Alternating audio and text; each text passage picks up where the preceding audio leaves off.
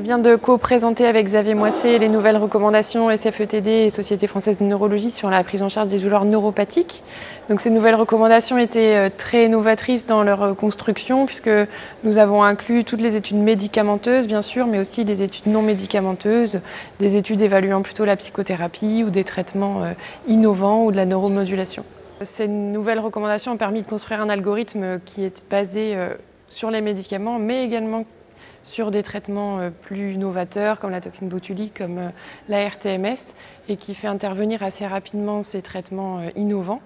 Les techniques comme la psychothérapie étaient très peu évaluées, voire pas du tout dans les recommandations anciennes SFETD ou dans les recommandations internationales. Donc c'est très novateur par rapport à ce qui existait jusqu'à maintenant. Et ce qui est novateur également, c'est d'avoir inclus dès le départ dans ces études la population pédiatrique, la population gériatrique. Même si on n'a pas retrouvé de données très probantes pour ces populations-là, la démarche était quand même, encore une fois, très innovante et très intéressante. Souvent, les études, elles sont faites par des médecins, purement des médecins, et finalement n'incluaient pas forcément des infirmières ou des psychologues.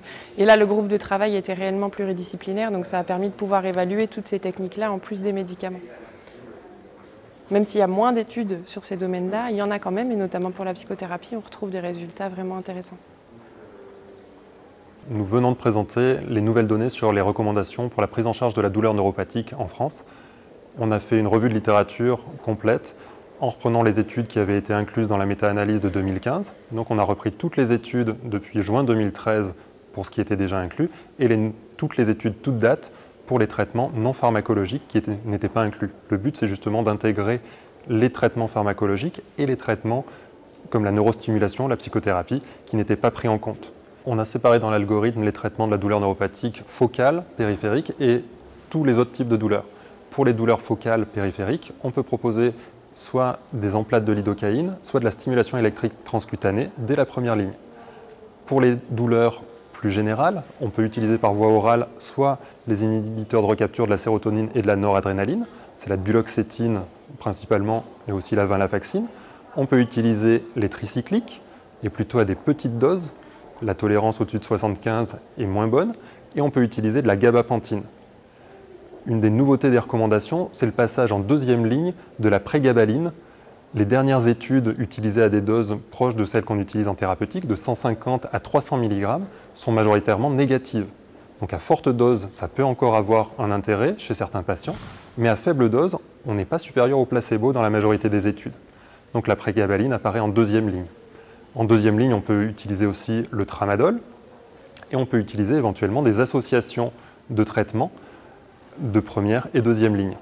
En deuxième ligne, pour les douleurs neuropathiques focales, on peut proposer les patchs de capsaïcine et on peut proposer de la toxine botulique par voie sous-cutanée qui peut également être très efficace sur ces douleurs localisées. Enfin, en troisième ligne, il faut penser à proposer de façon assez précoce chez les gens qui sont réfractaires au traitement de première-deuxième ligne la stimulation magnétique transcrânienne, la stimulation médulaire ou éventuellement des opioïdes, mais vraiment en dernier recours s'il n'y a pas d'autres alternatives. On a fait cet algorithme sans tenir compte du tout des remboursements possibles. Et c'est ce qui peut être limitant pour l'instant. Les patchs de xylocaïne peuvent être utilisés uniquement dans les douleurs post-zostériennes normalement, alors que ça marche dans toutes les douleurs périphériques. Donc il faudra peut-être une évolution de la réglementation pour permettre d'utiliser ce traitement plus largement. Pour la toxine botulique, il n'y a pas d'AMM non plus. Donc ça peut être un facteur limitant pour cette utilisation.